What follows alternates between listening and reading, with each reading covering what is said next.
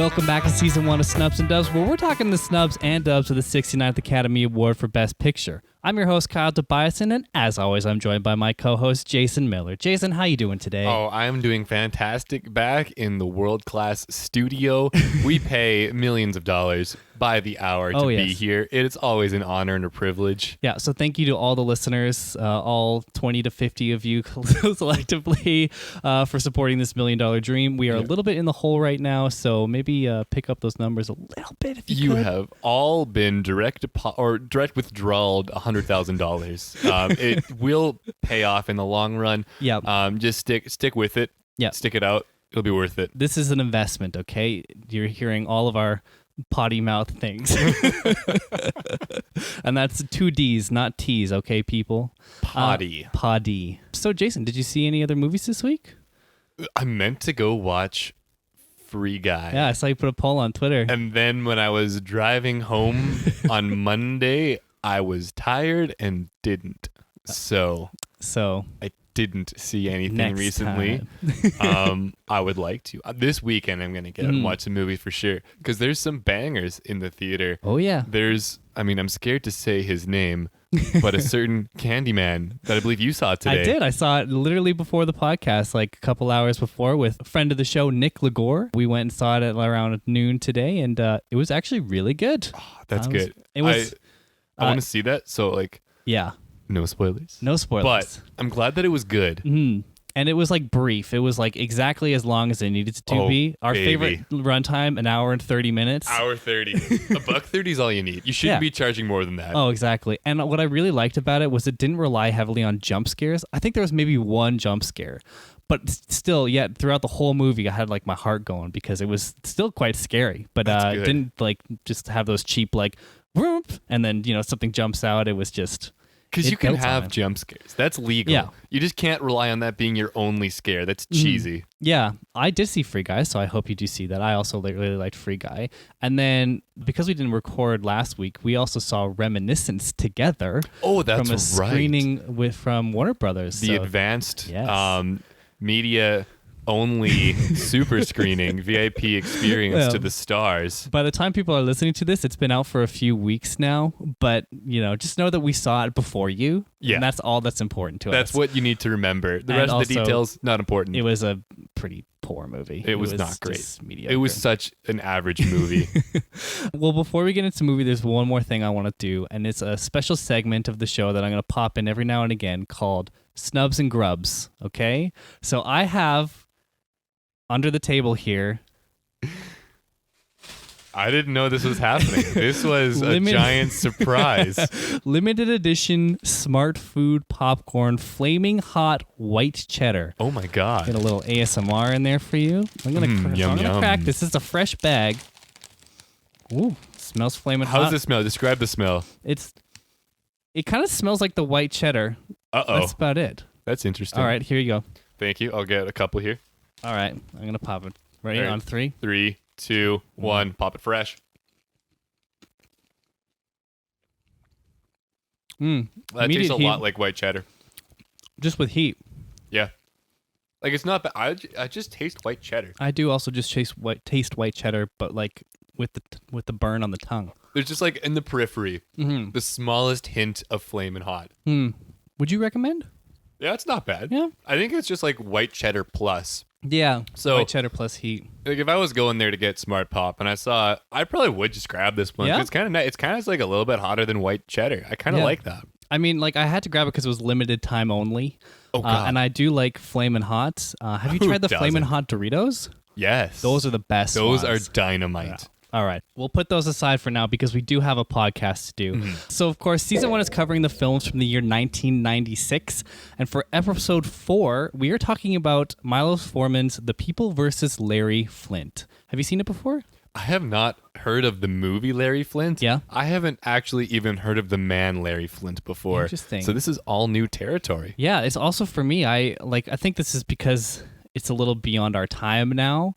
And in fact, Larry Flynt, the man, died this year in February. That's unfortunate, but interesting. Mm-hmm. Well, I guess he wasn't the greatest man also. I did a little research on him afterwards. I did too. It's hard not to. Yeah. He also did not have a squeaky clean life. No. As we'll get into, the drug usage rampant. Yeah. The general indulgence of vice was a bar setting level. And also probably a higher than normal libido and also interest in youth. Or younger than legal. Yeah, that's a man gross. Who is just, at the end of his life, must have just been like dehydrated jerky because he just got too much, just drained every hour of his life. Yeah. Oh, well, we're going to jump into it now, but if you were interested in this film, I've included the links to the physical media related to this movie in the show notes. If you buy it through that link, it will help out the show, or if you have any other Amazon shopping to do, follow the general link that's also in the show notes. Anything you buy within a couple minutes of clicking that link will count towards us, and it'll help out the show, so thank you so much, and do that. Also, a reminder, this is a spoiler-filled conversation, so if you haven't seen this movie and you want to, go ahead and watch it now, because we're going to run through the whole plot. But without further ado, let's get into it. It's too bad that you dropped that Larry Flynt died before the spoiler alert. Oh, that's yeah. Life spoiler. Sorry, guys. All right, so The People versus Larry Flynt. Pursued by opponents who say his Hustler magazine breaks decency laws, pornographer Larry Flynt hires lawyer Alan Isaacman to help fight his legal battles. Ultimately, the unlikely free speech warrior takes his biggest case to a showdown at the Supreme Court. The People vs. Larry Flynt is directed by Milos Forman. Milos Forman has also directed 2 Best Picture winners, Amadeus and One Flew Over the Cuckoo's Nest. So he came in here with some... You came in hot. Yeah, he did. It is written by Scott Alexander and Larry Kirazutsky. It is based on the true story of Larry Flynt, but not other additional material. It stars Woody Harleson as Larry Flynt. Why did I struggle with that? I've only said it like 4 or 5 times on our. Courtney Love as Althea Leasure Flynt. Edward Norton as Alan Isaacman, and it also stars Brett Harrelson, which is Woody Harrelson's real brother, as Jimmy Flynt, as Larry Flynt's brother. It has a runtime of 130 minutes, and it premiered on October 13th, 1996 at the New York Film Festival. So, Jason, what did you think of The People vs. Larry Flynt? The first time that I watched it, I kind of sat there at the end and just had to let it sink in for a bit, because this is an eventful, pretty... fast-paced movie. There's not a lot of breathing room. So it took a lot to come in, but for this podcast, I watched it twice, and I was actually kind of looking forward to the second viewing because having seen it before, I thought like now I can kind of like follow along more closely. I'm already familiar with the story, so I can pay more attention. Yeah. And I actually kind of enjoyed the second viewing quite a bit. Really? Yeah, kind of knowing what's coming down and already having experienced the character, you pick up on a couple more things. Not like a whole, it doesn't reveal a whole lot seeing the ending when you watch it again. Yeah. But there's a couple things you pick up on like, oh, hey, that comes back later. Or like, oh, hey, that's kind of planting the seeds for the future. Yeah. So I enjoyed it. I know we're going to talk about awards later, but I think I only know of one thing that maybe it was nominated for, because it didn't seem like a Best Picture movie, which I know it's not, because this isn't the Best Picture slot. Which is interesting because, as I said, Milos Forman directed 2 Best Picture winners. Mm-hmm. And so, like, this guy is coming in swinging. He's got the cred, but... It seemed like a passion project. Like, he was just super interested in the story, so he just threw together a movie for it. It's interesting you say that, because prior to its release, I think he said it was his best movie. So maybe he feels quite strongly about the subject matter. Interesting, because the Academy would say otherwise. Yeah. And actually, I would also say otherwise. Oh, I would too. I was a little low on this one, actually. Really? I was pretty middle of the road. And like... I don't know, maybe it was just the pace of it, because as you said, there was a lot going on. And I just found that there was too much happening and not enough time for me to really sink in with the movie. And so I actually got bored by the end of it. Yeah, just oversaturated. Yeah.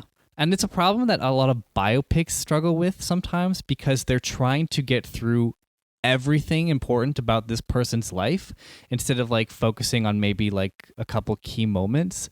But because the history of his like free speech battle takes place over like several years, you have to kind of carry through with that. But yeah, I was a little bit low on it, but we'll get through more details on that in a bit. I think what might help is when like I was messaging you about watching it, I said like, oh, hey, I don't know if I'll be able to finish it in one viewing. I might fall asleep.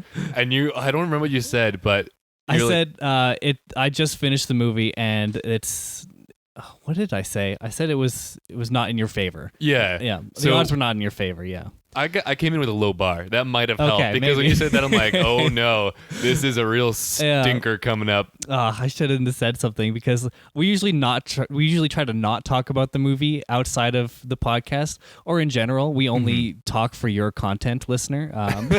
We're not even friends in real life. No. This is all like constructed by your $1 million investment. Yeah. So yeah.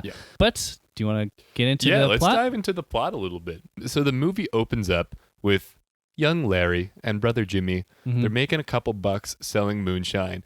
And I will say, if this opening scene had been any longer than like the 30 seconds it was, I would have shut the movie off. I could not. I mean, like, I know they're just small children. Yeah. But I could not sit there and listen to them. They were not giving any Oscar-worthy kind of performance. I also found this scene very useless in a way. Yeah. Like, I get the point that you're trying to show, like, maybe where he came from, that he, was in this, like, rundown house trying to sell moonshine to people and, like, just, like, I don't know, scraping by through the mud and everything. But I don't really think he needed that. Yeah, because his dad being an alcoholic never really came back. I don't think it was an important detail at any point later.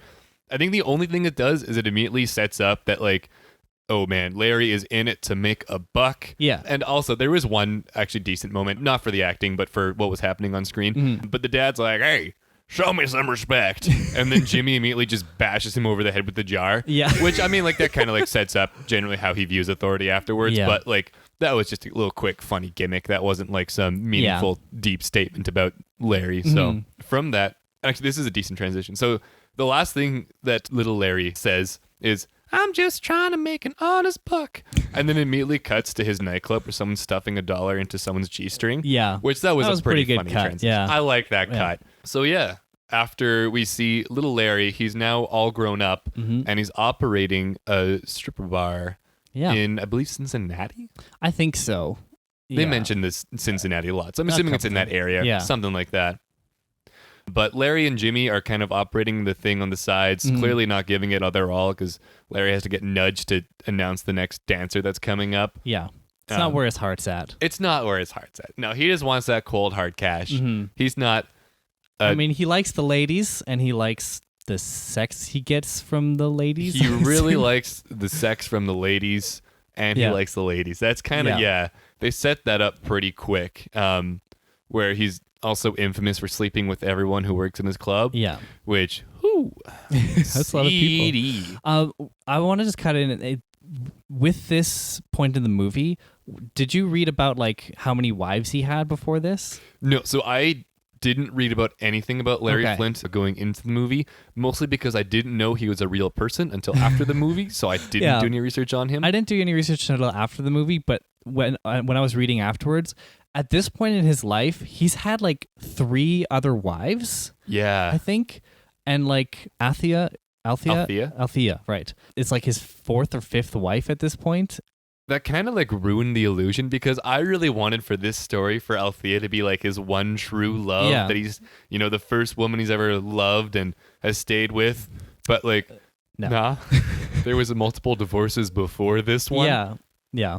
But yeah, so Larry's operating his little smut shop when he gets the idea that to make a quick buck, because they've been hurting too many giveaways to Jimmy's deadbeat friends, that they're going to run a magazine similar to Playboy and other magazines that were kind of around at that point. Yeah, this was still it starts early. as a newsletter. Yes. Like he's trying to bring more people into the club, and then somebody's like, hey, how do I subscribe to that, whatever, that magazine? And he's like, we can't subscribe to it. It's a newsletter or whatever. And then he gets the idea. Yeah. So that random dude in the diner gives him a beautiful idea to that more like subscription newsletter style. So we cut back after that where we get introduced to Althea, who is doing a good old dance on stage. And Larry has a suspicion that she's underage. Yeah. Jimmy ID'd her, but clearly not a very good job because she is underage and even admits to that openly when pushed even a little bit back at Larry's office. But of course, that's when we get the big reveal. And there is a line here I like where Althea is like, is the rumor true? I don't know why I'm trying to do a voice. Where Althea's like, I'm here for it. Keep going. Is the rumor true? Have you slept with every woman who works here? And then there's a little bit of back and forth. And then she drops the line, you're not the only person in this club to sleep with every person in this club. I was like, ooh, sultry. I like that. How many days was she there for? Because she couldn't have been there for that many days. Maybe she was coming as a patron or something. But this infers that it's been a day at maybe a couple days at max. So she went to work quickly. Good on her. You go, queen. Absolutely. Go off. So Althea and Larry fall in love very quickly. They don't say they fall in love. They move in together very quickly. He doesn't seem to have an issue with the fact that she's 17 because they bang on the first night that they meet. So here's the thing. I don't know if it was that she was 17 or if you need to be 21 to be a dancer. Because that's what I'm picking up on. Because they did have her strip on stage, which I don't think you could do if the character's 17. Well, no, but that's why I thought that he had the suspicion that she wasn't legal. But I mean, this might be a Canadian thing, but our legal is 18. Yeah. And so I figured that she was almost 18. I think it's older because the drinking age is older in the States. Yeah. So I believe she was over 18, but just not 21 or whatever it was to be able to legally drink and move your body around on stage. Yeah, because I think one of the notes I wrote on my phone was well, this is a great way to make us like a character. He's immediately sleeping with an underage girl. Yeah. So I believe, to Larry's credit, which not much of is due, in the movie I believe she's actually older than 17. Is maybe 20 instead of 21. Yeah, I mean, she definitely looks older because they have same age Courtney Love throughout the entire movie. Yeah, which is she it hardly works looks well 17. later, but she starts off pretty not a young child. She is already a woman. Yeah. But yeah, so they quickly move in together as Larry tries to figure out why his magazines aren't selling that well. All the pictures he's been doing have been a little bit racier, a little bit flashier than the most that's been going on. He even rails about how the Playboy magazines treating people like idiots by putting different ads and stories about different products in there so that it can be a magazine and not just pure filthy nudie bank. Yeah. So Larry gets the idea that they're just going to go all in. They're not going to be held back by the conventions of being a newsletter magazine. No. And we cut to, actually I didn't know this on the first time, but that building that cut to where the guy's taking pictures, that is Hustler Magazine's headquarters. I thought that was just a random Photoshop place. Not that it really matters, but it is Hustler Industry. That's, I think, only me because I missed it on the first time. Well, that it was I care happening about that. so quick. They had the newsletter, and then all of a sudden you're at Hustler Industries, doing all these printings. But yeah. Yeah.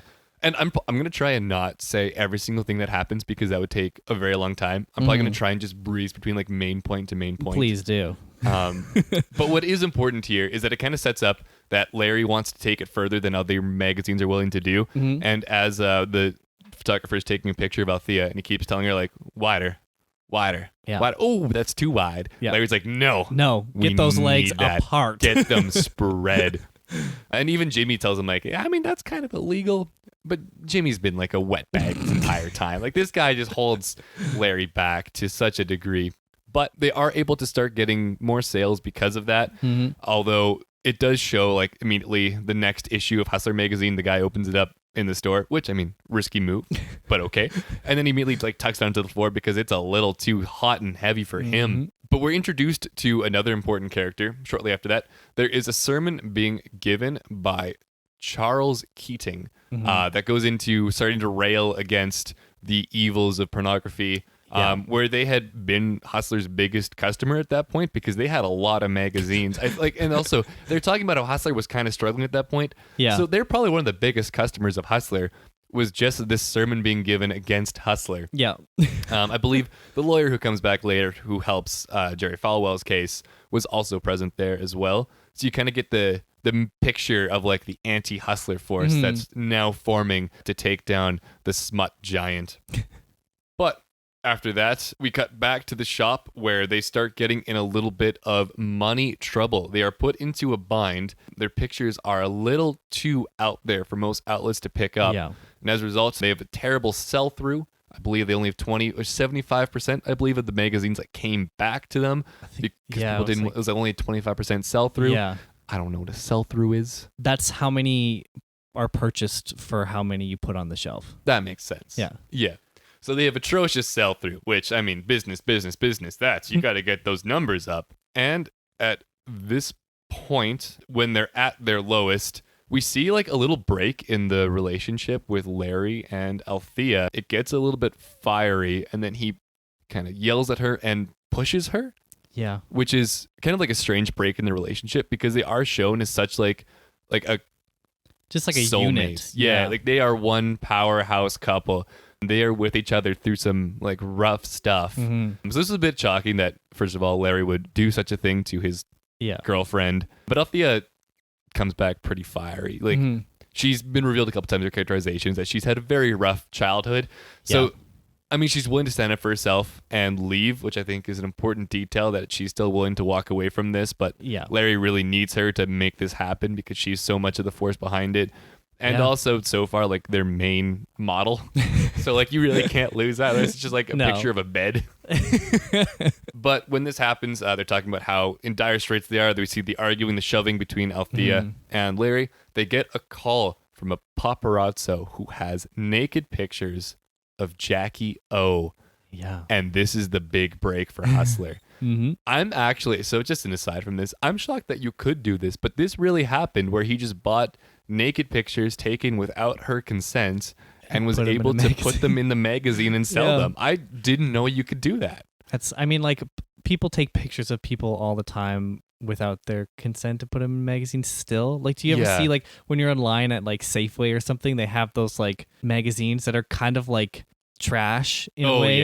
They're not, like, it's, like, pornography, but they're, like, the 15 best and worst beach bodies of 2021. Who came out of the pandemic fit or who came out of it fat? Like, stuff like that. Uh-oh, is this celebrity couple breaking up another celebrity couple? The headlines are fun. Yeah. But there's no substance behind it. No. I guess that's fair. I didn't really think about that. But yeah, I guess like the nude nature of that kind of think there's probably protection for nude now. I bet you this probably started something like that. Yeah. But so with this absolutely massive break, we see that this has turned Hustler, taking it to the next level, and now they are printing out the big bucks. Althea, who's also moonlighting as their accountant, shows Larry that they are now made over $1 million.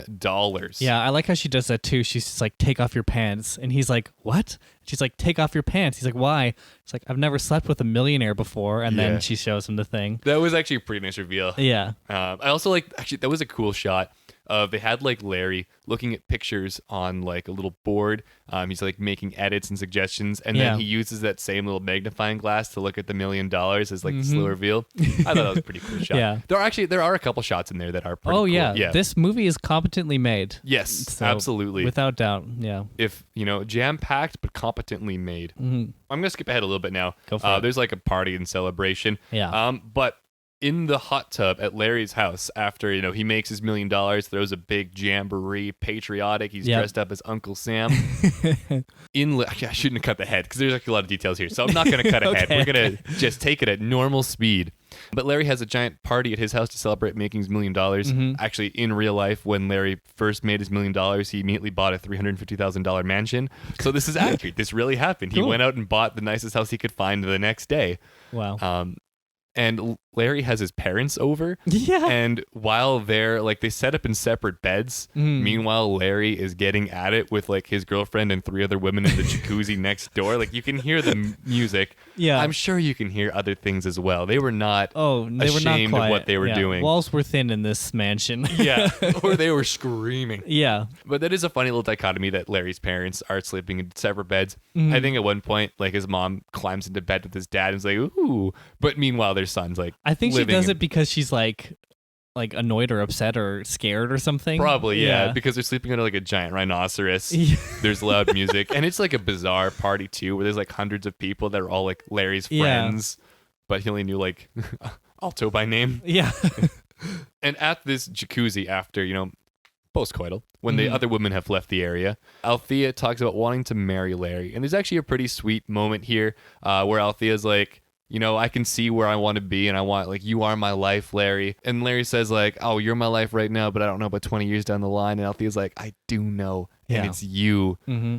And then there's a little bit of joshing around between. Sweet. Yeah, it is in their character's way of having this sweet moment, because there is pushback here and there, and like they're not like immediately gushy over it, like especially Larry. Like he's like, oh, I don't want to be tied down to, I want to sleep with like 5 bitches at a time or whatever. Exactly. He says. Yeah. But Althea's like, oh, I want to still live the same way. I just want to be married to you. Like we can have sex with as many people as we want at the same time, but as long as there's a ring on my finger. And this is a really good performance by Courtney Love. I think in general, very well done. Same with Woody Harleson. I really like this moment between the two of them. I think Courtney Love does this really well, where it's in between, like, she's worried that Larry's just kind of messing with her when he says that he wants to marry her back. Yeah. But you can tell that she's really excited by the idea. Mm-hmm. So that's really well done. I really like the performance like throughout the entire movie, but especially this scene kind of stuck with me. But yeah, they get married. They do a quick little montage because this movie is so fast that we don't even really care about the wedding. Well, and the fact of the matter is we're not even at the like initial incident point of like his free speech campaign yet at this point, which is crazy. This was all showing kind of like where Larry started and where he is at the point of this. Yeah. And I don't know how many minutes we are into the movie at this point, but like I think it's like at least half an hour in. I think we're like maybe between 20 and 30. Yeah, somewhere which is in there. Crazy. All right, so the next important thing that happens is that Larry gets arrested. Yeah. He's arrested on a couple charges. I don't remember the first one. It's pretty specific to like selling a magazine that has, nude nature in it. And the second one is organized crime. Yeah, which was like, what the fuck? Yeah, that seemed like an add one onto there. But I don't know. I think, and actually, I'm pretty sure that's probably why they got the result overturned later. Mm-hmm. But one of the first court scenes, I guess actually before that, what's important is that when Larry gets arrested, bail is posted on his behalf, and this is where Larry meets his new attorney, Alan Isaacman, who it's good to see Edward Norton on the other side of the law. He's really cleaned up his act since Primal Fear, and now he has brought it on himself to learn law and help others. It's funny, too, because this is only one movie removed from his first like ever film, and like he went from being on the other side of Richard Gere as a lawyer to being the lawyer to Woody Harrelson. So maybe he took all his tips from Richard Gere and Primal Fear and was like, I could do that.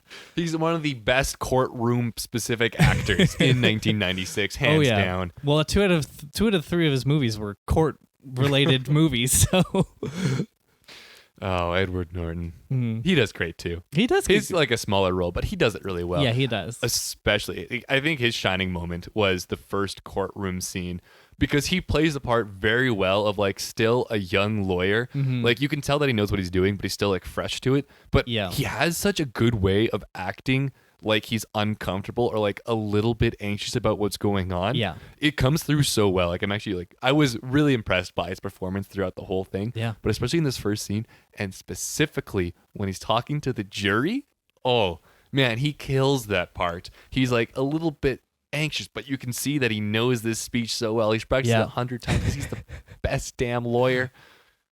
But anyways. So the court scene, no, I don't want to, because I saw a couple fun facts while reading through Wikipedia. Do your fun facts pertain to the real man, Larry Flynt? No. Okay, good. Because a fun cameo, the lawyer the judge in this scene is the real life Larry Flynt. Really? Yeah, that is him on stage. I did not know that. Which is, I didn't know that the first time, and watching the second time, listening to the judge, you realize it's not an actor. His lines are so like quickly just like throwing them out there. Yeah. He spends no time on any word. He just like, I will not allow it. Bail denied. Like, he just forces it on, which is fair. Like he's not actually a judge in real life. No. He's, Larry Flynt, the real man. But what's fun in this court scene is that I'm gonna Alec Isaacman a lot. I don't know why. Alan Isaacman. Yeah. He tries to introduce other smut newspapers into evidence because it makes sense. It's relevant. It's relevant. And as he would tell the judge, it sets community standard because there's so many other Hustler-esque magazines that aren't being sued, but these absolute prudes are just going after Hustler because they're the most daring. Mm-hmm. And then the judge does not allow that. No. Which is what I love. Alan's response of just like the shock on his face and like the arguing afterwards because he was legitimately taken off guard by this moment. Yeah. He was like, "You what? Like you can't just do this." Yeah, this is Law 101. I learned this in my first day of law school that you can bring other pornographic magazines into this court case. Well, because he's so young too, law school probably wasn't that far away. So like he graduated within the last like 2 years. Yeah. So that gets denied. The case does not go well from there. No. You see, this is the first time that Larry Flynt brings his patriotic First Amendment defending speech to the courtroom. Mm-hmm. And every time it's slightly different. And I think it gets better. Like, I think that's an expanding bit throughout this movie is every time he takes a stand, he gets more impassioned and has more to say about the First Amendment. Yeah. So this is just the first take of it. And unfortunately, it's not a good enough take of it because after closing remarks from both lawyers, which, I mean, I thought Alan had a great closing argument. Those jurors just idiots. Well, one of the jurors was what's his name from that club, who also comes back later. Oh, I didn't notice that. You didn't notice that? I didn't pick up on that. Yeah, one of the I forget his name. You said it earlier. Keating. It was Keating was on the. Was he on the jury? Oh, I didn't notice that. Yeah. Well, that's an issue. Yeah, definitely conflict of interest. Yeah. So yeah, it does not go well in the slightest. Larry is found guilty on all accounts. Alan tries to get even the smallest win by requesting bail, I believe it was. I can't remember. Yeah, he requests bail. It gets denied, and he's outraged because that's also Law 101, apparently, that you can just request that and have it be fulfilled. So nothing went well. No. Everything went poorly. Larry is in jail. Alan's back to the drawing board. He's doing a little studying at night school because maybe he shouldn't have passed or something like that. But it wasn't very long that he was in jail. No, because so they spend some time on this court scene, like a reasonable amount of time probably. And then they cut to him being freed because it got overturned by the appellate courts. And I don't know why you just cut, like, you don't need more material in this movie. No. But if I was selecting things to keep in there, I would probably keep that part in and maybe cut out some other things later because it seems pretty important, especially in a movie about his defense of the freedom of speech in court, that you have the court case where he's guilty, verdict gets overruled. Yeah. I don't know. Yes. I've never made a Best Picture nominated or winning movie, so I don't know what to do here. Yeah. But yeah, it cuts to a rally at Cincinnati where Larry is welcomed there by Americans for a Free Press, which his brother Jimmy turns to him and goes, "Wow, it's sure nice of them to bring you out here." And Larry goes back, "Americans for a Free Press is me. Who do you think's paying for all this?" Which is pretty good because it shows that now he's trying to build like a media empire around this. And I'm pretty sure he learns that this is going to be a reoccurring theme in his career. Oh, yeah. He will be going back to court. He's not particularly scared of it. So it's time to make a super PAC and start advocating for his own best interest politically and with a lot of money. So the next important thing that happens is that some people who were selling his Hustler magazine in Georgia were arrested for selling this, and then other places are going to start pulling their magazines as a result.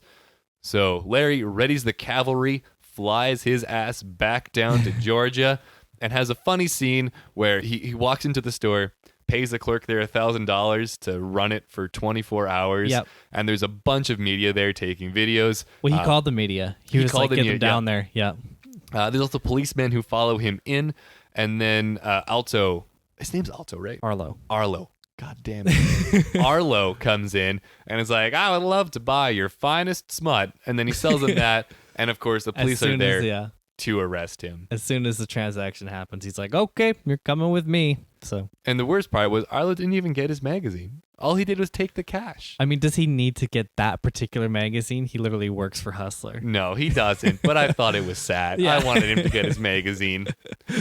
So Larry is back in trouble again. Although I don't believe he actually goes to prison for this one. I believe the charges are dropped because it kind of just cuts back to him at the boardroom after this. But there is one good scene where as Larry's getting arrested, he turns back and yells, "Why do I have to go to jail to protect your freedom to the press who are just like eating up this event without ever like, well, they can't do anything." I don't know what Larry wanted. He went there to get arrested. Yeah. So basically, or just to like, prove a point or make a statement, really. Yeah, maybe he just wanted to get that in paper that he's getting arrested for these people so that they can, be on his side, get some good publicity, realize that maybe they're next. But we come back, he's just at the boardroom, so he doesn't go to jail for anything. But a couple important things are introduced here. First of all, this is the first run-in that Larry has pissing off the FBI because they reveal that they're running an ad / I guess kind of contest. Yeah. $1 million if you have any information leading to the arrest of JFK's killer. Yep. I mean, why not swing for it? You got a big magazine, you might as well try and find the guy. Yeah. If he was angry enough. I actually have a fun fact related to this later, but we'll get to it later. We'll get to that. Spicy. And at this point, they also talk about the Asshole of the Month award, which is kind of notable because Althea says, "What about Jerry Falwell?" And then Arlo says, "You always say Jerry Falwell."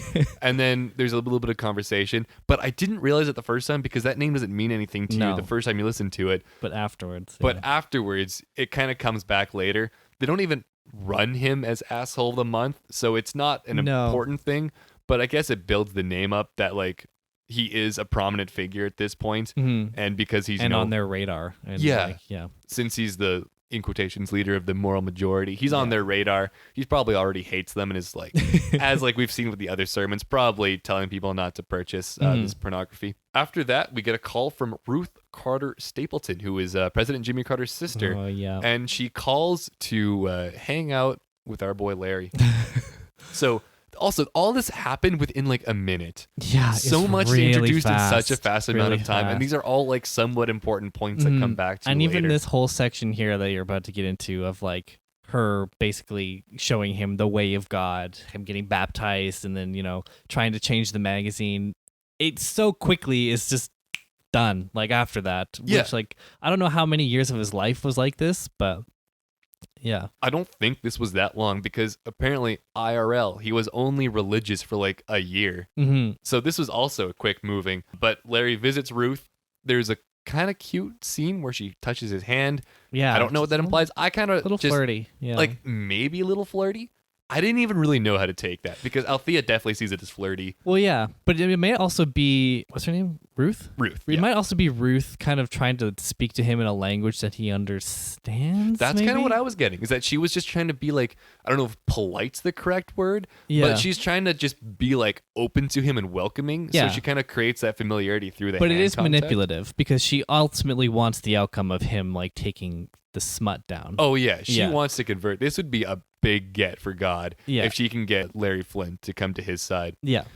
So he does. He does. He has a moment. He tells Althea that when he's flying on a plane with Ruth, that he feels God touch him, and he doesn't want this. This is bad for business. This is bad for his own, I guess, sense of moral direction. And they make a bunch of wacko changes to their magazine. No more females alone. Now it's all men and women together. Yep. Has to be like, with a man and a man and a man and a woman, and just monogamy and nothing crazy. But did they have to be married? Because I assume maybe they had to have their rings on. Yeah, they had to have the page before has to show them getting married, and then the next page you can have them naked because now they're a married couple. That's beautiful. This is the way to go. But Althea hates these changes. It's a scene with her and Larry kind of arguing. Larry's in the hot tub. She's outside of that. He uses the word epiphany, which she gets mad that Ruth is like poisoning his mind to become a more religious person. Yeah. Which is kind of funny because he's, peddling smut. So yeah. But they have a big argument about that. Althea kind of gives some information about her childhood, which is absolutely fucked up. Yeah. With like her dad killing all of her family, and then she's to go identify them. Ooh, that's a dump. That's not good. Yeah. That's a big old dump right there. And she has a funny line, too, where like they're kind of splashing back. It's not a funny line. It's not supposed to be a funny line, but it's a funny line. Althea, as she's getting splashed, goes, "Now I'm baptized, too," in like anger because they're like having a little splash fight. And then it cuts to Larry actually getting baptized in a kind of fun. I liked the music for this. Who doesn't love a good choir? When the choir's jamming, when you see them doing like that Scoopity-Doo airplane move while they're airplane. Like it's vibing. It's good. It is a vibe. Yeah, for sure. Because they don't have much music in this almost at all. There's a couple moments where there's like at the start scene, there's like a little banjo bit. But they like there's no score. I don't believe. I don't know. If there is, I didn't notice it. If there is, it's about 45 seconds throughout the movie. They didn't have time for music. Everyone's always at least talking. So I guess you can't really have a good score or any kind of backing track to that. Yeah. So this is one of the few moments that there is. I found that was weird because like you kind of want at least something in some scenes, but they didn't have any score whatsoever, I believe. But yeah, so Larry gets baptized.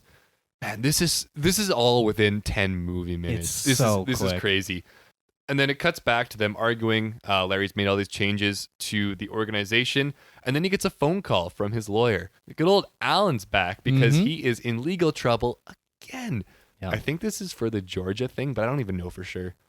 This is just like yeah. It's all legal trouble. It's always in legal trouble. This young man just can't keep his head out of it. But Alan's calling with a plea bargain because the prosecutor the DA who had brought the charges against him was moved by his conversion to Christianity. Yeah. Which I don't know how much of this they were trying to paint you to make believe that Larry was kind of faking this.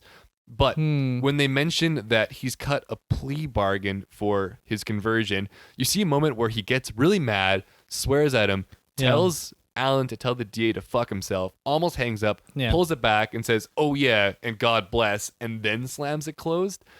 So I kind of got the picture from that they wanted to infer there's a possibility he was faking it to get out of these charges, but was upset that instead of things being dropped, it was only a plea bargain. So because it didn't work, he wasn't as invested in it and kind of just like was over it already there, because this is kind of the last moment where that matters. He just starts slowly getting out of it after that. See, I didn't catch that. And I don't know. I mean, like, you know, that's just your opinion, man. That's just my opinion, man. I just felt like he was like so taken by religion in this time that when the DA was offering to like drop these charges just because of his turn, like I think he felt that was just like disregarding his whole journey. And maybe. And like he was, and it made it seem like he was only doing this because of the religion. I don't know. Yeah, that's it. I like that way of looking into it, because on Snubs and Dubs, we've never agreed. We just come to blows on everything, and this is another one of those classic arguments. Oh boy. But after this, Larry goes to court again. Not an important court scene. No. What is important is that afterwards, they get shot. Yeah. The dude sets up shop across the street, puts together his little sniper rifle, and shoots both Alan and Larry as they come out of the hospital. Alan makes a full recovery, probably because he's just such a good actor. Edward Norton's incredible. Of course, nothing bad's gonna happen to him. Yeah. But unfortunately, Larry becomes paralyzed from the waist down, and this absolutely crushes Althea. It crushes both of them. Yeah. Because they've probably been banging on the hour every hour. Oh, yeah. For however long the relationship is. And now that's all over. Mm-hmm. And you hate to see that taken away from him. Yeah, I guess this shooting was race related. Yeah. Which I read up a little bit afterwards. I don't remember the guy's name, but you know, me neither. We don't need to remember his name. No, exactly. But he was shooting them because of like interracial or putting like minorities on the cover, or not cover, but having them like in the magazine in his smut. His smut was corrupted. It wasn't the smut that was the issue. Yeah. It was the interracial bits. Yeah. Unbelievable. What a bad man. I know. And shooting people. Yeah. There's also, but you can't because do of that. Pictures on a magazine. That's illegal. So at this point, Larry is in the hospital paralyzed. This is a pretty big turn in his life because he takes this really hard. He's also in a tremendous amount of pain from his hospital, from his injury. Well, just from like the way he was shot, I guess. Yeah. Apparently the nerves were just getting grounded or something like that. He was in a lot of pain, and both him and Althea become addicted to drugs at this point. Yeah. Well, I don't think he was addicted to drugs. I think he was taking them to ease his pain, whereas Althea was actually taking them for an addictive personality or to like fulfill an addiction. Mm-hmm. I think he was just taking them for the pain. I think he even says that later, because when he has his surgery and he feels better, which is kind of jumping ahead, but like he's like, oh, I don't need those drugs anymore. And she's like trying to shove it down his throat. Oh, yeah. And so I think, I don't think he was as like addicted as she was. I think he was really taking them for pain. Yeah, he probably like at least a dependency on them, because he was taking a lot of drugs when that was happening. But yeah, I believe like Althea shows like the true like addictive part of that personality where she needs these. Yeah, and this doesn't change after this. Like, No. she stays pretty attached to drugs after this. she never actually goes clean. No. But one thing that happens because of his paralyzing is that when Ruth is talking to him on his bed, he tells Ruth that there is no God. Yeah. So that is the end of, as Althea calls it, the reign of Christian terror. And the magazine is now free to smut all over itself again. all over. They can have the Wizard of Oz gang back at it, Yeah. just railing Dorothy. At this point, too, as they're in the limousine back, they kind of talk about theories that they have about, who might have shot him, which apparently Althea was then kind of correct because she thinks it's a race-related thing because of the interracial spread that they did. So I guess points to Althea. Well done. Yeah, she sussed it out. But then Larry says, I got to move somewhere where perverts are welcome, where we see a huge cut to Hollywood. Yeah. Which also, there was one not great scene where in that montage of like where perverts are welcome, they have one shot of someone who is cross-dressing as part of their like kind of, I guess, pervert thing. So that's not great. Yeah. That was one of those things like that did not was a little age 1996. well. Yeah. That was definitely 1996. Unfortunate. But that happens in movies a lot. Yeah. Especially when you dig back a little bit, you tend to see things that, aren't as acceptable as today's standards. Exactly. So yeah, we kind of flipping through here. Larry and Althea get addicted to drugs, or at least Larry creates a dependency on them. I did like when they had that door closing and then 3 years roll by. I think that was cool because I kind of get the idea that they are shut into this room just taking drugs for three whole years. Yeah. So I think that I like that shot. I liked that too, but it was also the only sense of time passing that we really had in like a literal sense where it showed the numbers going by. Because like there wasn't much like on the screen that said that we're now in this year. And so I don't know if that was maybe to break the illusion of how far things were happening apart or how close, or I don't know. I think everything before that was really close in time. It was just so much happened. And also outside of what actually happened in the movie in real life, they're saying that Larry was working like 20 hours a day from like location to location, like building his empire because he was just so committed to making it work. So would you say that he was a hustler? Beautiful joke. That was good. Crushed it. So after these 3 years, Larry's given a procedure that allows the pain to be taken away. He immediately doesn't want the drugs anymore. He feels good to go. Still paralyzed, of course, unfortunately. But now he's not in constant agonizing pain. And you'll take that when you can get that. Oh, yeah, of course. Althea, though, agrees to cut out the drugs. Yeah, no. She doesn't cut out the drugs. No, folks, she stays on the drugs. Yes. You hate to see it. And at this point, Larry comes back to Larry Flynt Publications and drops the pervert is back line that he makes the secretary ring throughout the building, which was funny. Yeah. Because it's like now, in that 3 year cut, before they had like a decent office space, but still like everything was contained in that one building. Now they have like a massive gold tower with giant letters on the side and some stuffy assistant who now has to page the pervert is back, which gives you a scene of how much things have changed. Yeah. Also, during that 3 years, Larry has developed like a slur in his speech. Yeah. Which was strange. It's not explained in the movie, but in real life, he suffered a stroke during some of the years of heavy drug usage. So it's never explained in the movie, but it is true to his story in that sense that he did begin speaking with a slur in his speech, which again, when you like listen to that judge at the beginning, you can hear it come through. They're not pronounced the same. Woody Harleson kind of takes it a different way than he actually has, but he does have a bit of a slur to his speech when he's speaking. Maybe that was something that was cut out because there's already a lot to this movie, but that's like seems like an important bit that I didn't know until you told me, and it was just like all of a sudden Woody Harrelson was talking funny, and I was like, oh, was it the drugs that was doing that? And like technically it was, but there's no explanation for why he suddenly sounds a lot different. But also, you can tell now that his mental state's not where it was before. Oh, God. And you can easily infer that was the drugs that had done that to him. So that's not a shocker. So Larry kind of comes back to the board. Things have been changing. There's movers and shakers in the business now. He fires the guy who he didn't know is his VP of marketing.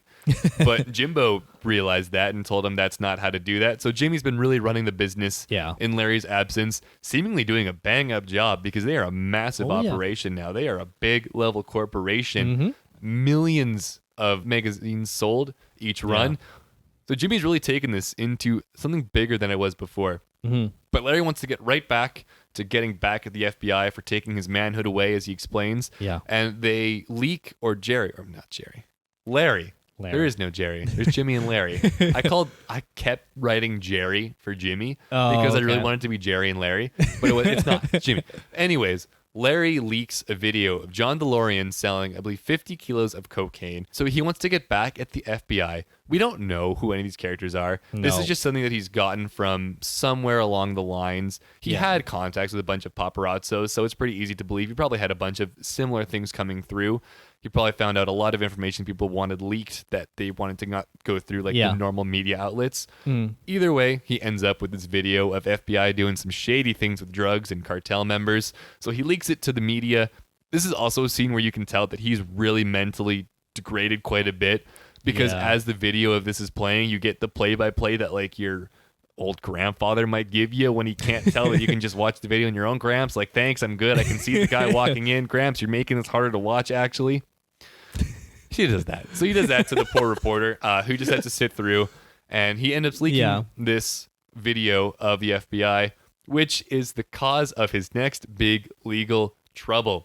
Yeah. Because Larry is now called to testify and provide how he got this video in some... I don't think they even explain what the case is that this video was brought in. No. It's some FBI high-level stuff. It's not actually against Larry. He's just there to testify. No. Yeah, it's really not his case. He's the only reason that they're bringing him in is because he's provided the videotape that's led to this kind of happening. And so all they want to know from him is where he got the tape. Yeah, he kind of brought himself into trouble on this one. I think it was intentional. Oh, yeah. He is a shit disturber. Yeah. So in court, this is where Larry really starts just not caring about anything.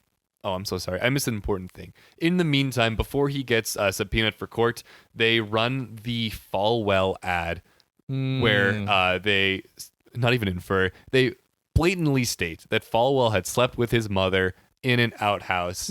And this is all done through the guise of a beer ad. Yeah. So there's a scene of Jerry Falwell being informed of this. And when the two young men bring it up to Falwell's secretary or something, his first response is to say that, Falwell would never be an alcohol ad. And then they have to remind him that, no, line down, he sleeps with his mother in an outhouse. And that's more of the issue. So they introduce that to Falwell. And it's kind of it's a funny character building moment where Falwell is reading the Bible, asks the boys to wait a minute while he finishes his page, says a quick prayer, bookmarks the Bible, and then is reading this article where he says he slept with his mother. So it's a fun bit of build-up. Pretty good contrast, yeah. Yeah, exactly. So we'll get back to the courtroom. Larry's being an absolute ass, not listening to the judge, causing all kinds of trouble. He doesn't actually say where he got the tape from on day one, so he has to be brought back, fined $10,000 a day. Every day he doesn't reveal it. The next day, he really goes hard. He wears a bunch of combat accessories. He's got a helmet on that the judge asked him to remove. And he finds out he's wearing the American diaper as a flag, which actually happened. Did you say the American diaper as a flag? Oh, no.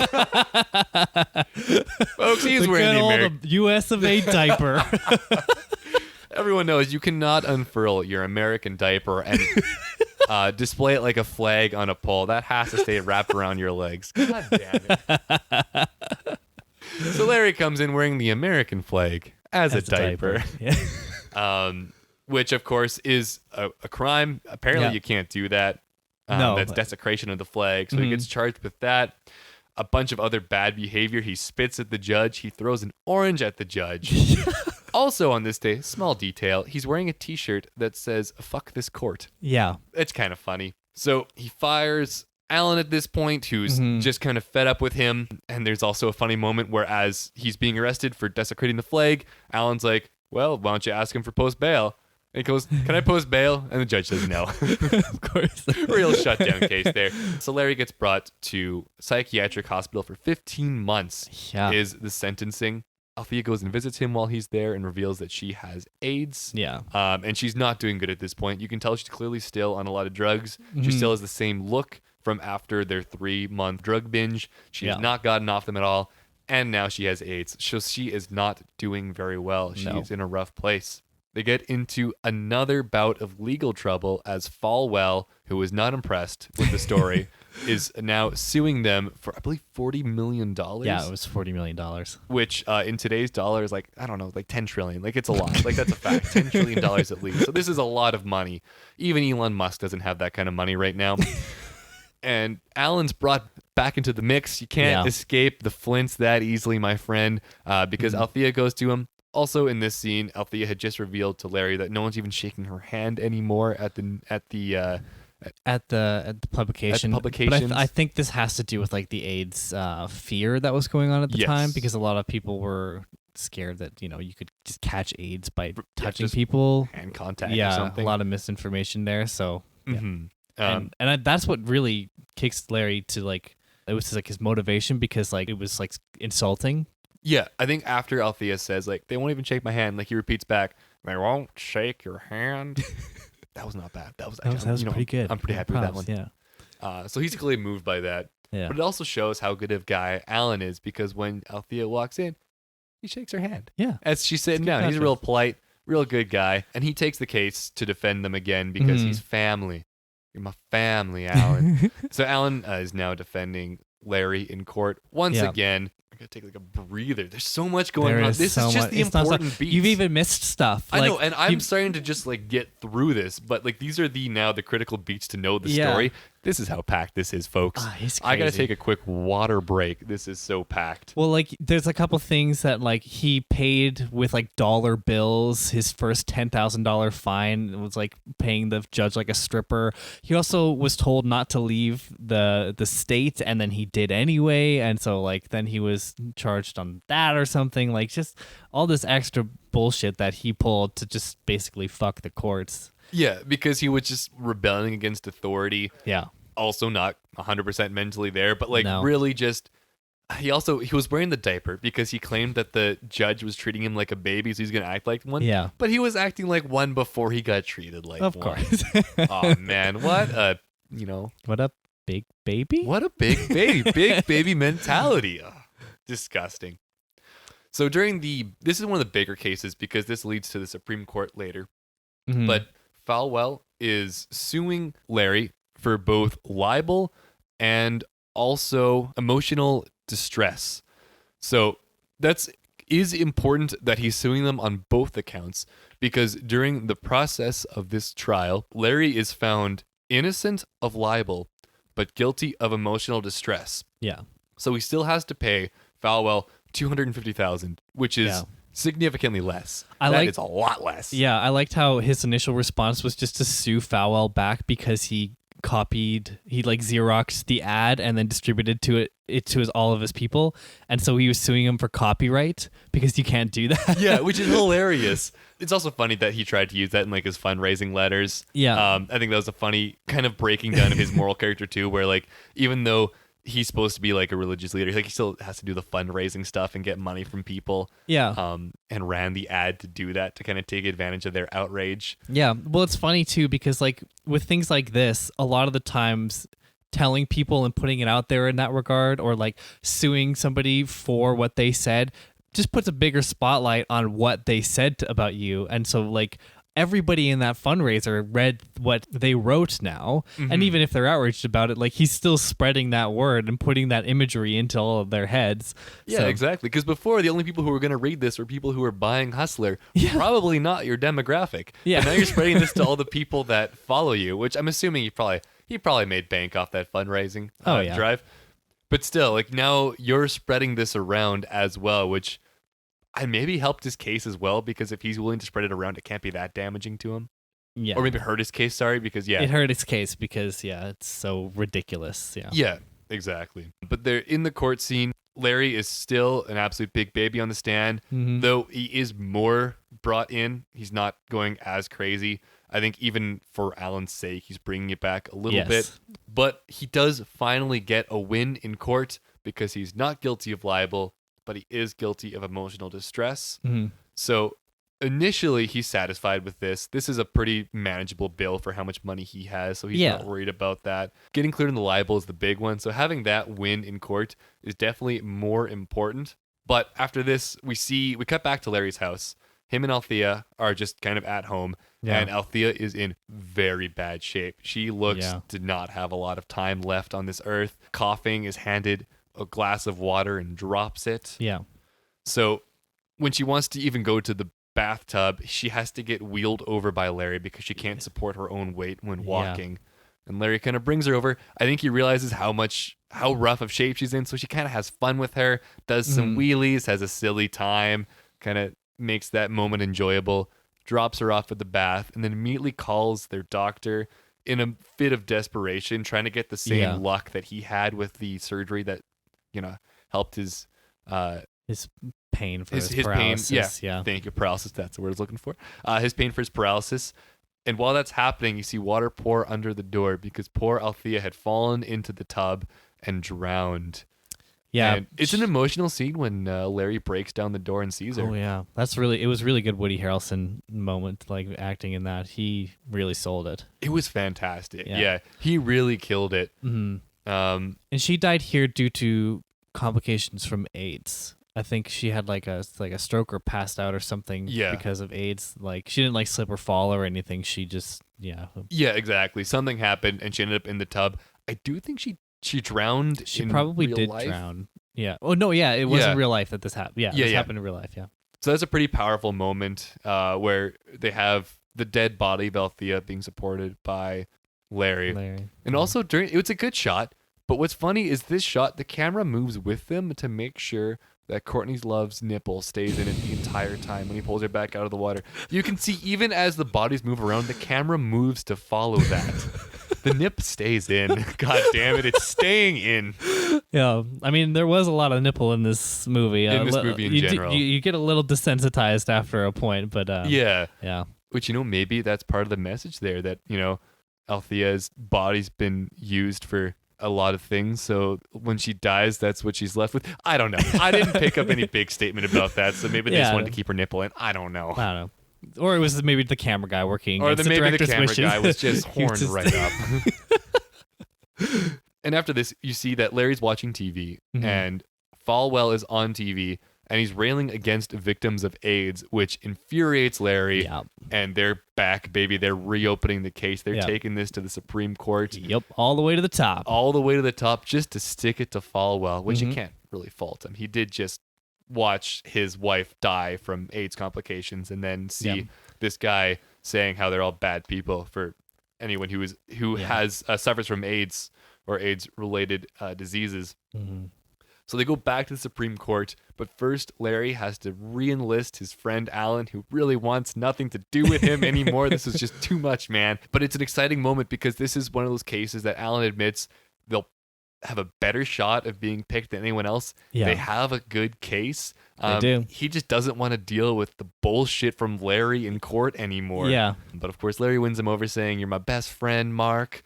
And is able to really tug the emotions and bring Alan back in. Yeah. So they take it to the court. They take it to the top court. They take a tour to the court. Take a tour to the top court. It is the top court. With a law joke. And Alan delivers a beautiful speech talking to the Supreme Justices. Yeah. This was verbatim, by the way. This was word for word exactly what he said to the court. Yep. Good on the real Alan Isaacman, then. That was a really impressive. That could have been like a movie speech, not like a real life testament. Yeah, testimony. Testimony. Yeah, we got there. We did not fit right. Testimony in the Supreme Court. So that's actually really cool. I didn't know that. Yeah. And you see Larry in the background on his best behavior. He even has an orange that he unpeels and starts eating at one point, which really shows the growth. He's not throwing it at the judge anymore. Yeah. Ultimately, they win their case. Falwell and Keating and their other lawyer who's on the team get squashed, which is actually an interesting deliberation that's given, that because you couldn't prove libel, so no reasonable person could believe these are true, then there's no actual establishment of what emotional distress can be, and it can be anything from any words. So if someone says something kind of mean to the judges, now if they allow this suit to go through, there's precedent set that people can just sue for emotional distress without having to prove that what was said is illegal. Yeah. So now this becomes like probably why Alan believed that they had a really good case. Yeah. This becomes now anyone can sue for anything that could, in quotations, cause emotional distress. Yeah. Which could be literally anything. Yeah. Me saying anything less than Kylie, you're beautiful. That could be emotional distress. Actually, that's an unrealistic beauty standard, and I am distressed now, so I'm going to sue you. God damn it. You can't win, folks.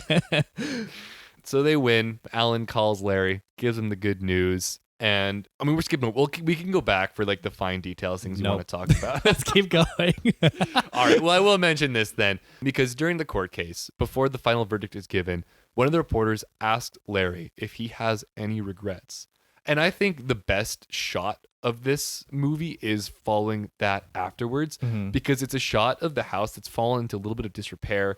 The pool is now empty, and it's just Althea's laugh playing over top of them panning through this empty house where nothing's going on anymore. Before he had people waiting on him, and the place looked beautiful. Now it's not as well kept. Larry clearly doesn't have the same joy. And as it pans up to his room, Larry's just watching and reminiscing on an old video of him and Althea. So clearly, like, his one regret was that, Althea dying has left him so alone now, and he doesn't really have much in his life anymore. Yeah. Yeah, I wonder if he maybe regrets, like, letting her have all this access to drugs and going down this path, or maybe he feels like he should have been, like, more involved in that. But, like, dude, you were also, like, bedridden from pain for paralysis, but, like...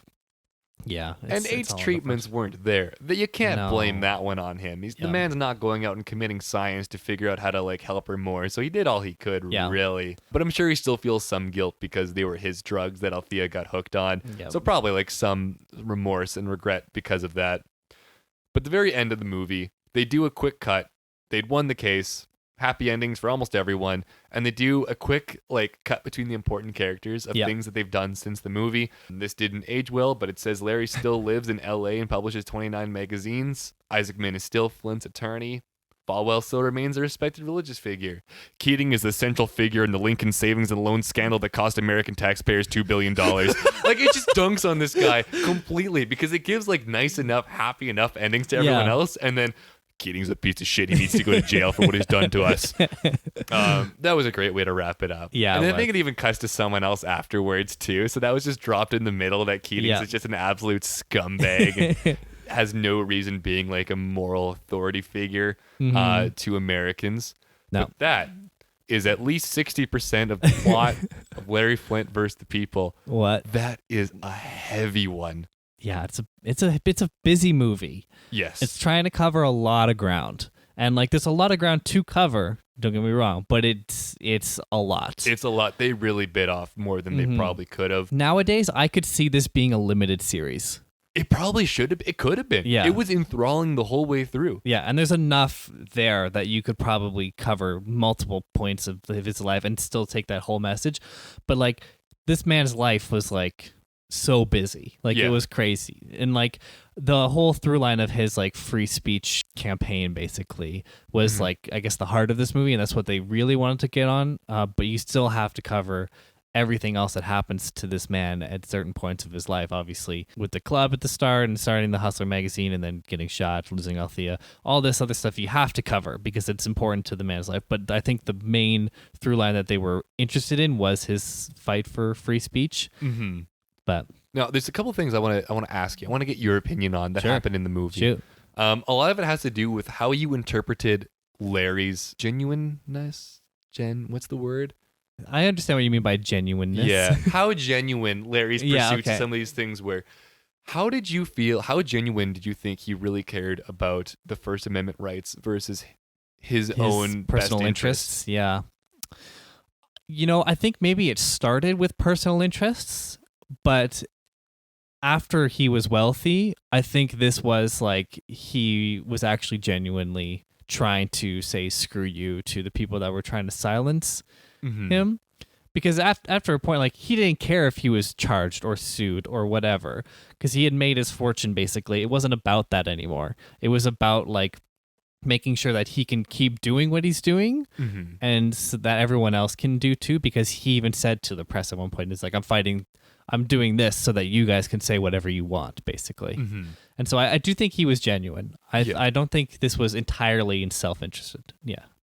So I'm going to disagree with you slightly. Really? Okay. I think he did believe in those, but he only acted on them when it was in his best interest.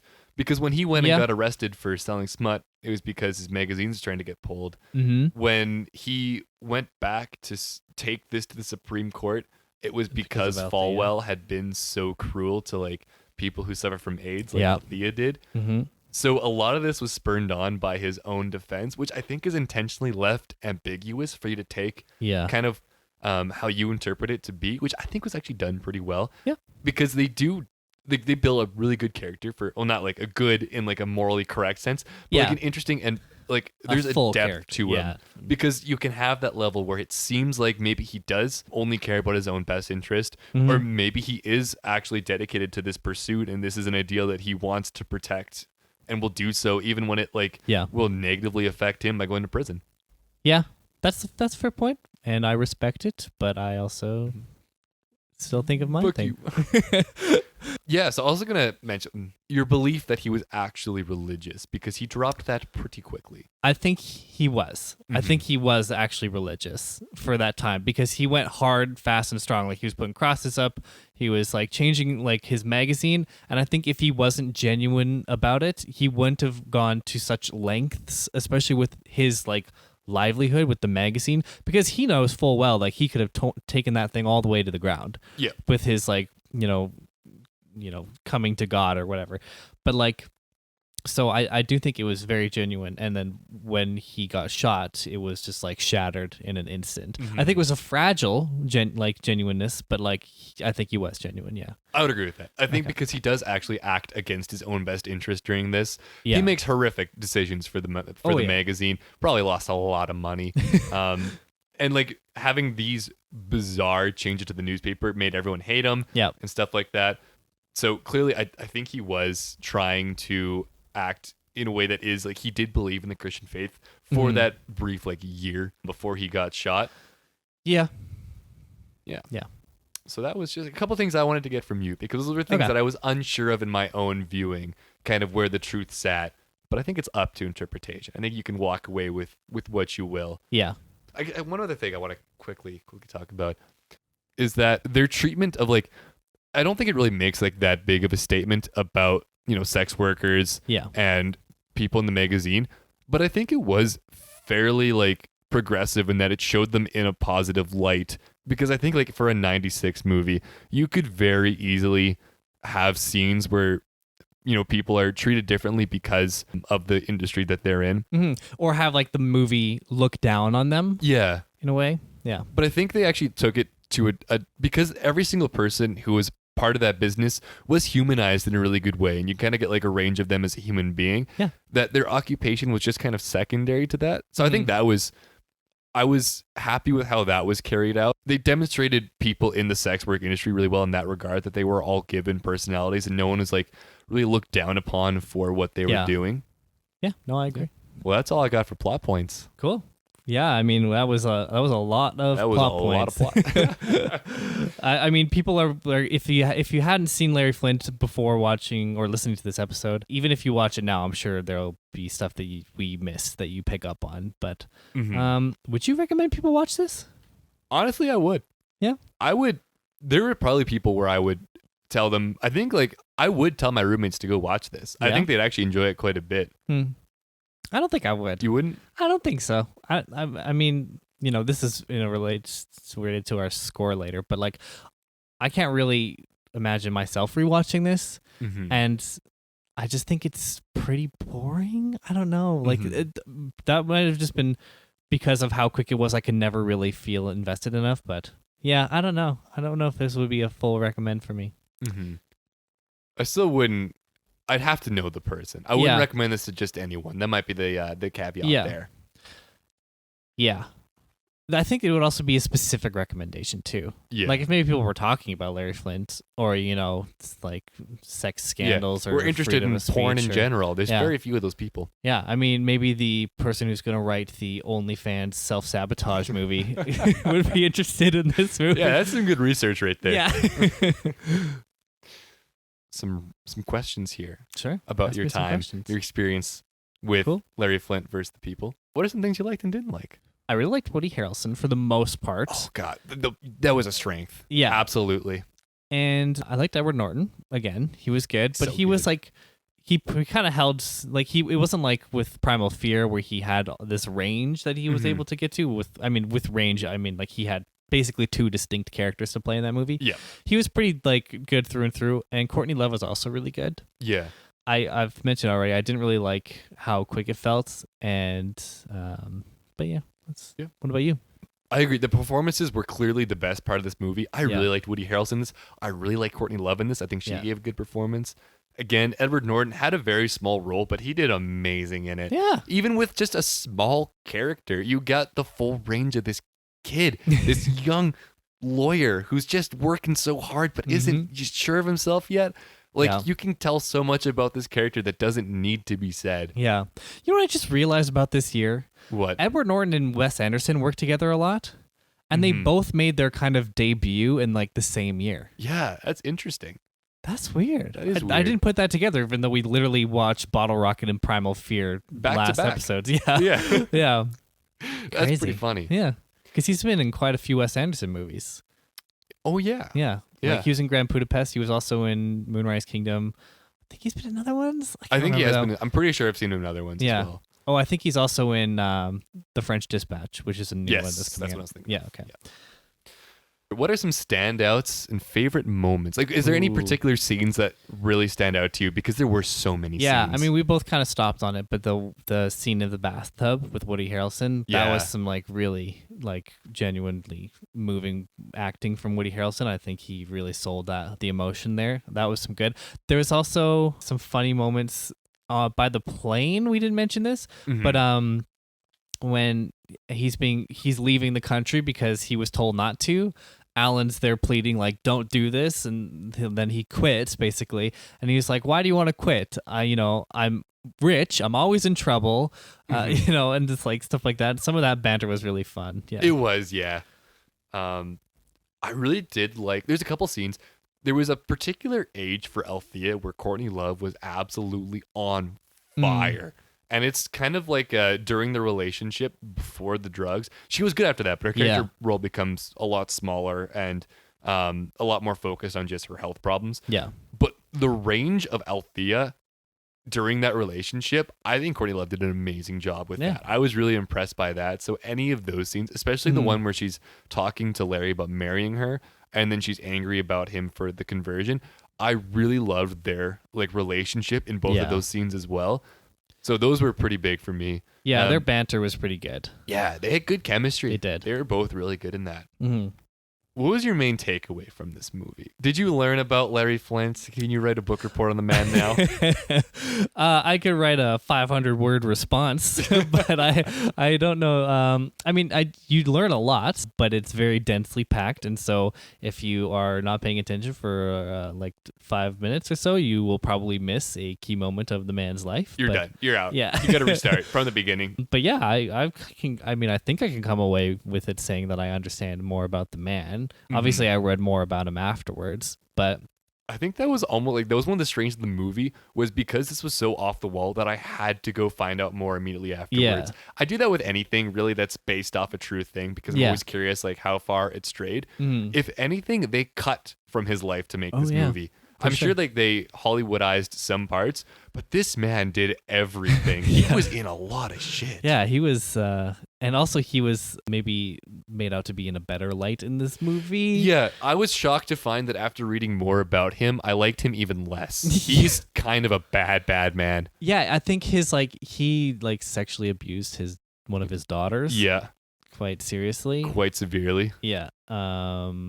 Who was obviously he depicted underage. a lot of rape in Hustler spreads. Oh. And actually, I did look up earlier what the legal age to be a stripper is in the United States of America, and it's 18. Oh, so she was underage. Yeah. Oh, I didn't know that. So, yeah. Oh, that's a lot more problematic than I thought it was. Oh, no. So that was like a light touch of his problematic characteristics that they don't really talk about for the rest of the movie, other than, him being a bit of a disruptive character. But he's a pretty problematic man in real life. He's a sleaze. Or at least he was. Rest in peace. Yeah. One other fun thing that I learned about him, this is now a post movie homework section. Yeah. Is that Larry Flynt and Jerry Falwell became friends. Oh. Yeah, so during their whole like appearances in court and whatnot, I'm sure they were not on the best of terms. Right. But from what I read on Wikipedia, the one article I looked at afterwards, they had like a mutual respect for the dedication each of them had to their own pursuits and had like an amicable relationship. Very interesting. Yeah. I thought that was weird. So they didn't blindly hate each other as much as the movie showed them doing. They kind of actually like made a relationship afterwards. Oh, cool. A little unlikely friendship. Yeah, a little interesting. Yeah, exactly. Born out of the hatred of law, courts. But I can get into reviews if you're let's move this along to a little. Unless you got any last things you want to talk about in terms of general. I mean, this, in my opinion, I was going to say the two, but I actually haven't seen Amadeus. And so it's nowhere near as good as Cuckoo's Nest. And so I think this is probably Milos Forman's like worst of that sort of stretch where he was doing best picture-y type movies. This felt like a movie book report. There was so much happening, so little transition, and that it really needed some room to breathe and maybe a lot more focus on one or two things instead of having so much of his life actually fit into this movie. It would be interesting to see this as a limited series. I don't know if anyone would do that now, knowing kind of like how gross of a man he was in some layers. But, people like to watch true history, even if the guy isn't the best. I think there'd be some interest, but you'd have to really change the tone from this movie to focus on how bad of a person he actually is. And kind of go with a more somber tone, expose style, instead of just like kind of a positive portrayal of him from this movie. Yeah, and they do make him quite positive. And I think what Milos Forman at least took from like Larry Flynt was like his passion for free speech. Yeah, which it's a very noble thing to fight for, and he did it at his own expense. But he was also kind of scummy. Also a scumbag. But anyways, what do you think the critics and the general audiences thought of this? I'm gonna say I think it is gonna be hurt from the things that we've mentioned. So I'm gonna give this like a critics 75, audience maybe a 77. For Rotten Tomatoes, critics was actually 88. That's impressive. Yeah. I didn't expect that. And audience was 80%. IMDb was 7.3. And Metacritic was 79. So that sounds, I mean, Rotten Tomatoes, because they have their own wacky system, I guess that makes sense. Yeah. But I kind of expected that score to be lower, honestly. But like the rest make enough sense to me. The box office, so on a budget of $35 million, it made only $20 million domestically, but it made another $23 million worldwide. So it made $43 million, but it like barely made back its budget. Yeah, that's not a good enough return to keep you afloat. No, and overall in the 1996 box office, it was ranked 89th. Yeah, I don't really blame them. No. That kind of makes sense. Yeah, it's a difficult movie to get into, and I think he was probably a controversial figure still at the time, but yeah. Anyways, did you want to get into our scores on the meta? Oh, I'm ready to get into our scores. Cool. So if you guys are unfamiliar, we base our scoring off of 4 categories. One is enjoyment, which is our general enjoyment of the movie. Second is craft, so what we thought about cinematography, costumes, score, etc. Third is the execution. This is based on the actors' performances and the writing of the movie, how well it executed the story. And lastly, the rewatchability. So how likely are we going to watch it again? With a 1 being you can't pay me to watch this, and a 5 being I'm going to go out of my way to watch this. Okay. So Jason, enjoyment. Enjoyment. I am going to give this a. For everything except for the acting, I want to give it like a 2.5. I might even hold to a 2.5.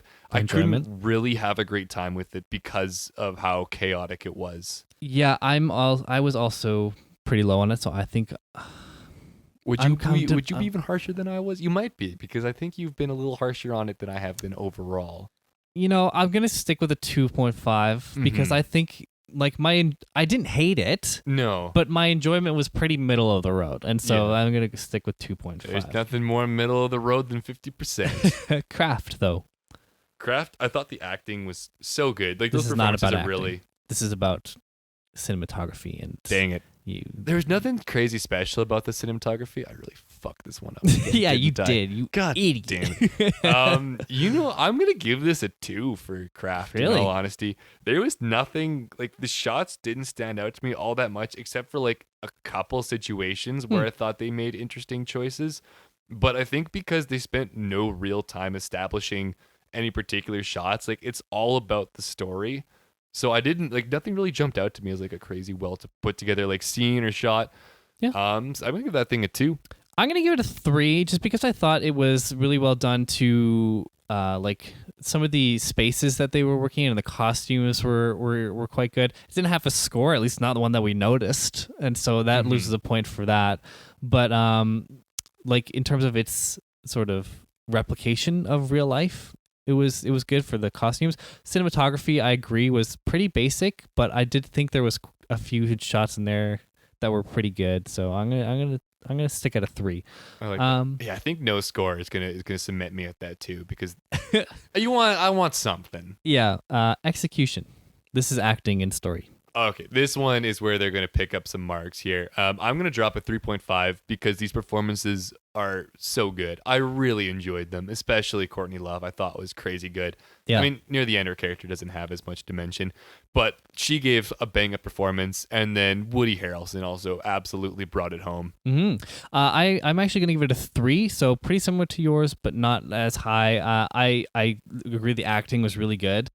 The score is kind of lowered for me just on the basis of how quick it had to move. Yeah. And so, like, the story didn't really stick with me as much. So I think I'm a little bit lower on that, but a 3 is from mine. But lastly, rewatchability.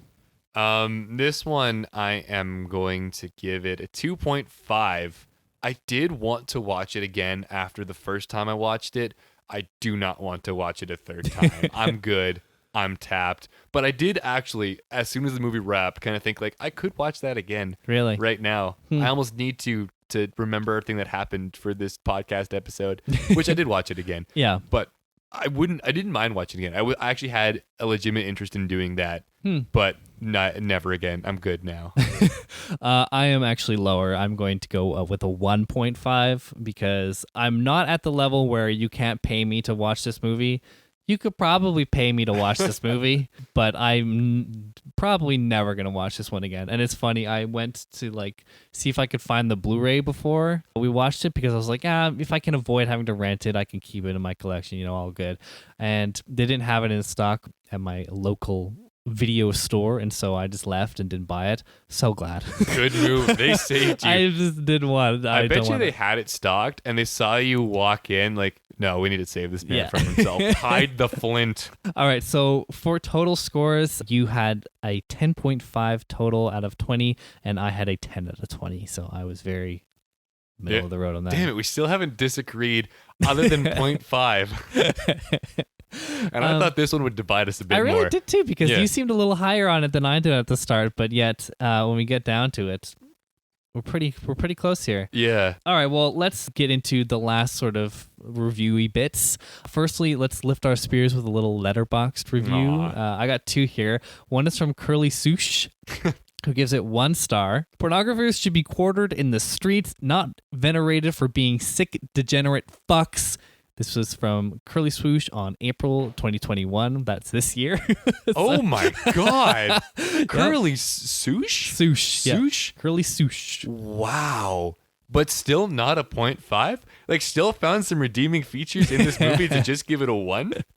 Yep. And this was a 2-star one. And I think I only did this one just because of how wrong it seems. So this is from our guy Tanner. He gave it 2 stars. Kind of slimy overall. Larry Flynt strikes me as the kind of guy who would assert that snowflakes and #MeToo are infringing on his First Amendment rights. That is 100% incorrect. That is so wrong. He would be absolutely fighting for you to say whatever the fuck you want. Me That's Too, incredible. Snowflake opinions, whatever. Like, this guy was all for free speech. He wanted you to be able to say anything. So you missed the part where he said someone's had sex with their mother in an outhouse? Yep. That's kind of anti-snowflakey. Yeah.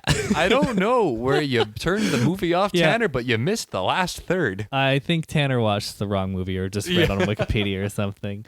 But we'll get into the awards details. The People vs. Larry Flynt was nominated for 2 Academy Awards, Best Director for Milos Forman, and Best Actor in a Lead Role for Woody Harleson. So Milos Forman also won Best Director for Amadeus and Cuckoo's Nest. Yeah. So obviously both of those were Best Pictures as well. And I think that momentum led him to this. It had to have. Nomination as well. But they did not win. Neither of them won. Yeah. So it won the Golden Globe, though, for Best Director and Best Screenplay. It also had Best Screenplay. That's like one of the weaker parts. I know. Kind of strange. Yeah. It also had a handful of award nominations, but no wins for Courtney Love and Edward Norton for breakout performers.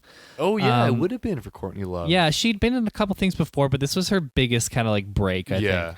Edward Norton's nominations also usually took into account Primal Fear and Everyone Says I Love You as well. So yeah. Which he had a pretty good first year. That is a big year. He worked with Richard Gere as the actor. I don't even remember the director's name, but he also worked with Woody Allen. Is that his name? Woody Allen? Yeah. Yeah, that's correct. And obviously Milos Forman, who had directed 2 Best Pictures before this, so he was on a hot streak. Yeah, exactly. Came in swinging. Yeah, but do any of those award wins surprise you other than the screenplay one that you expressed already? Screenplay and Best Director, which, I mean, like Best Director, there's a little history. There's some context there. I don't know how that was nominated for Breast. No, that should have been nominated for Breast Screenplay. Maybe that's what they were trying to do. They tried to give it a Breast Screenplay award and just typoed it because it's not a best screenplay. That's for sure. No, I agree. I think there's probably better ones this year, and we'll see them all. So I'll get into the interesting facts. So Milos Forman claimed that Courtney Love showed up to their first meeting while under the influence of drugs. Just when he was going to dismiss her, he realized that Love was perfect for the role of Althea. Which makes sense. So. Forman offered her the role on one condition: that Courtney Love stayed clean during the filming and that she undergo multiple testings regularly. Mm-hmm. She complied. Forman would later state that he loved working with her and had nothing but praise for her performance, casting her again in his next film, Man on the Moon. And to this day, Courtney Love credits Forman for getting her off drugs, which led to a career renaissance. That's incredible. Yeah. Also, that's pretty crazy that she gave this good of a performance while getting clean off drugs, while sobering up. That's crazy. Maybe it was like she was able to act high, and so she didn't actually have to be high. Yeah. Wow. Yeah. The last one was, I mentioned earlier that there was an interesting fact related to the ad in Hustler. So one scene involves Hustler's offer of $1 million reward to whoever could bring JFK's killers to justice. Charles Harrelson, the father of Woody Harrelson and Brett Harrelson, has long been suspected by conspiracy theorists of his involvement in the assassination. Wow. So that's kind of funny. Yeah, it's very interesting. A little close to home, if you will. Yep. Okay, so the last thing we need to do to wrap this thing up is our season ranking. So right now, we both are in the same place with Independence Day, Bottle Rocket, and Primal Fear filling up 1, 2, and 3. Where are you going to put The People versus Larry Flynt? Yeah, this one's got to go 4th. You're going 4th? I'm going 4th. I think I had a better time. I always come in talking really highly of it and then remembering other movies put it lower. But of the 4, this, because I think we've agreed this doesn't have to actually go in like value of your rating. Yeah, our ranking doesn't need to matter for this overall ranking. Yeah, but I'm gonna put it 4th. I agree. Yeah. I didn't want to agree, but I actually thought you were gonna put it above Primal Fear. But yeah, I didn't enjoy this one as much as Primal Fear, even though I was kind of low on Primal Fear as well. I mean, I liked Primal Fear, and I think that it kept me engaged more than this movie did. Yeah. This one just tires you out. It does. It's relentless. It's just one thing after the other. But one thing I might say that this movie was better in was performances. Oh yeah. I think this actually had Oscar type worthy performances from like Woody Harrelson, who obviously was nominated, but also really great performances from Courtney Love and Edward Norton. But of the 2 Edward Norton performances, Primal Fear is his best one. Yeah. You know what? I think part of the reason why I'm putting this one fourth is because I felt like the other movies were able to achieve what they were going for to some degree. Like Primal Fear, it was Primal Fear. Like, know, you're going into the Law and Order the movie, but like Larry Flynt versus the People could have been. Why do you keep calling it that? I don't know. It's the People versus Larry Flynt. Whoops. The People versus Larry Flynt. Yeah. It could have been a big Oscar movie if they cleaned up that screenplay, focused on a few key things, because they had the performances, they had the directing talent. It wasn't even like a poorly put together movie. If they just focused this thing up, it could have been a really good movie. I think actually they probably over-focus this. Yeah. I think this easily could have been a 3 to 3.5 hour movie. And I bet you they filmed loads of extra stuff, but they just probably had to keep trimming and keep trimming and keep trimming to get to this like maintainable 2.5 hours. Yeah. And I think that's why it went low, is because like I watched this movie, I had a good time watching it, but it could have been so much better. Yeah. Whereas the other ones were kind of, they are. Yeah. This one definitely had more potential. And this is why I keep mentioning that it's probably better as a series nowadays. But yeah. So we're still on the same ranking. We'll see if next week changes it up. I'm very interested. Oh, wow, Kyle, what's coming up next week? Well, let's wrap up. So I want to thank you guys for listening to this episode of Season 1 of Snubs and Dubs. It has been a long one, so thank you for sticking with us. As always, you can find us everywhere on social at Snubs and Dubs. So that's on Instagram, Twitter, Facebook, etc. We're also on Good Pods, so make sure to check us out there and join our official Discord for the show. I would love to hear you guys' thoughts on this film and this episode. So please send us a note on either Twitter or Instagram or wherever you want to send us a question, a recommendation, anything else. We'd love to hear from you. I'm also Kyle Tobiasson on Twitter, and Jason is at Wendy_Mills on Twitter. Of course, all those links are going to be in the show notes below. Make sure to leave a 5-star review. I would really appreciate it. If we had a 5-star review to read off, we would read it during this time. Maybe next week. We'll see. Come on, go do it. Give us one. You can be here. You can write it out. You can be right here on the couch with us. Yeah, even if you just write nice with a period. We would read it out here. We'd say your name. We'd give you a little shout out, pat you on the back a little bit. Maybe we even...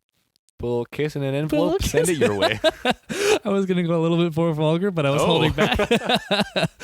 Also, make sure to check back next week for another episode. Here's a quick sneak peek of the film we're going to talk about. But in a place called Fargo. Mr. Lundegaard, I'm a police officer from up Brainerd investigating some malfeasance. Anything can happen. How's Jean? Who's Jean? My wife. That's right. I'm not going to hint at it anymore. We're actually going to say it because I want you guys to go watch these movies. We're going to be talking about the first nominee for Best Picture in this season, Fargo. So go make sure to watch that before next episode. I can't wait for you guys to tune in. Thanks for listening. That's a wrap. Bye for now. Goodbye.